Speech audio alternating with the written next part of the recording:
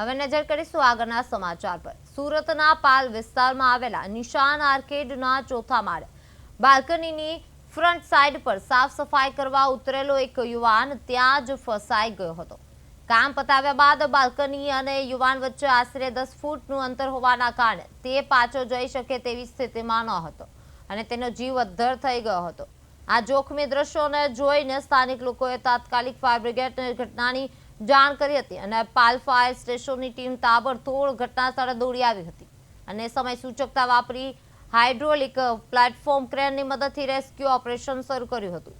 ફાયરના જવાનોએ ભારે જહેમત બાદ ચોથા માળેથી હવામાં લટકેલા યુવકને સુરક્ષિત રીતે નીચે ઉતારી લીધો હતો। તંત્રની આ ત્વરિત કામગીરીને પગલે સ્થાનિકો અને યુવકના પરિવારને રાહતનો શ્વાસ લીધો છે।